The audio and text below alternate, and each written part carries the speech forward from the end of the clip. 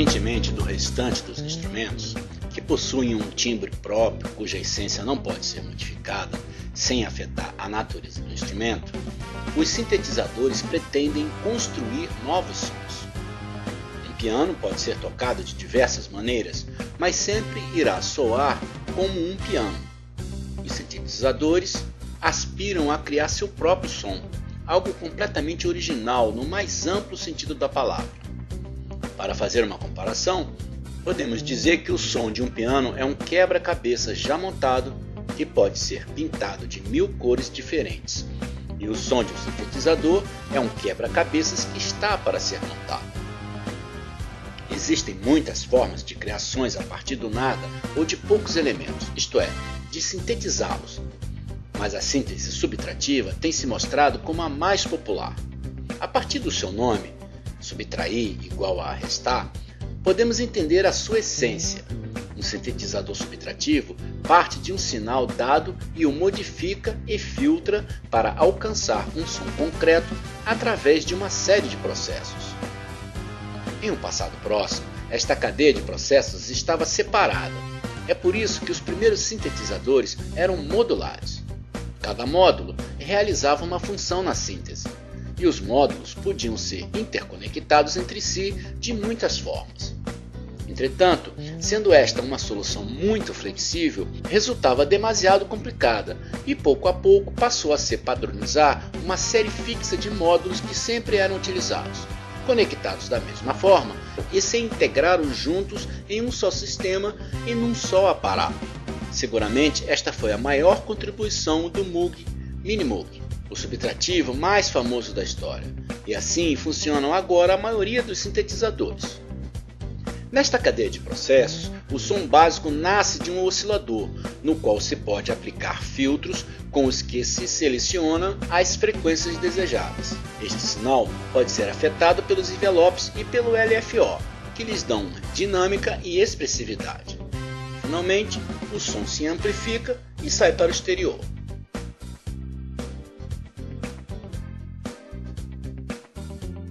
Os osciladores são as fontes primárias do som de um synth subtrativo. Os osciladores dos primeiros tempos produziam ondas elétricas controladas por voltagem, os VCO, de Voltage Controlled Oscillator. Estes componentes elétricos, ao oscilar, geravam ondas sonoras básicas que logo podiam ser filtradas e processadas para resultar no timbre desejado. Muita gente hoje procura por sintetizadores baseados em VCOs devido à sua calidez e seu comportamento às vezes imprescindível, visto que os VCOs costumam ser instáveis com respeito à sua afinação. O problema da instabilidade foi resolvido nos primeiros anos da década de 80 com a aparição dos DCO, Digital Controlled Oscillator. Estes osciladores continuavam produzindo ondas elétricas, mas eram controladas por um chip digital que evitava as variações imprevistas de tonalidade. O famoso Juno da Roland pertence a essa família de sintetizadores. Atualmente, os sintetizadores digitais eliminaram a necessidade de possuir componentes elétricos para os osciladores, recriando-os através de simulações ou samples. Podemos nos deparar com diversos tipos de onda gerados pelos osciladores. As mais básicas são estas: senoidal, quadrada, serra, pulso. Com certos aparatos digitais, não estamos atrelados às ondas de tipo elétrico, já que nos permitem utilizar samples.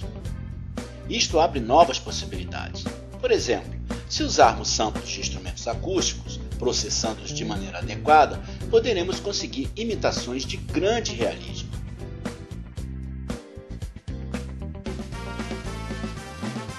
Os filtros são circuitos que somente deixam passar uma série de frequências selecionadas.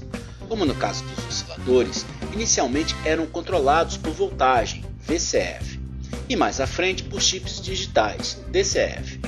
Os filtros totalmente digitais cumprem a mesma função, mas simulando-a à base de cálculos matemáticos. Em geral, nos encontramos com diferentes classes de filtros de acordo com o efeito que produzem. Estes são os mais elementares. Passa-altas, que deixa passar todas as frequências acima de um determinado valor dado, o chamado cutoff ou corte de filtro, eliminando as que ficam abaixo. Passa-baixas, deixa passar todas as frequências que não superam o cutoff e elimina todas as demais que ficarem acima. Passa-banda e banda eliminada, deixa passar somente ou elimina as frequências compreendidas numa faixa determinada, a chamada largura de banda ou kill. Muitas vezes se inclui no filtro um circuito de realimentação que chamamos de ressonador. O que ele faz é aumentar ou diminuir a amplificação nas frequências mais próximas ao ponto de corte. Se acrescentarmos mais ou menos ressonância, essas frequências destacarão com maior ou menor intensidade. Um efeito já clássico da música eletrônica moderna é a varredura de filtro, que normalmente se realiza configurando uma ressonância alta e abrindo o cutoff de um filtro passa-baixas desde as frequências mais baixas às mais altas, descobrindo assim gradualmente todo o espectro do som. Ouça a varredura de um som arpegiado básico. Veja como começa a soar somente nas frequências baixas e progressivamente vai se incorporando nas médias e nas altas.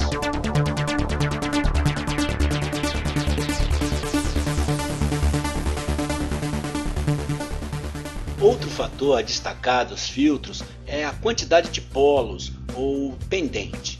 Esta característica se refere à capacidade do filtro de atenuar ou aumentar um maior ou menor número de frequências, ou seja, a sua suavidade ou agressividade.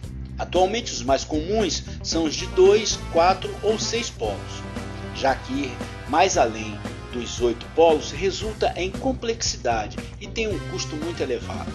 Um filtro de 2 polos possui uma pendente de 12 dB por oitava, um de 4, 24 dB por oitava, e o de 6, 48 dB por oitava.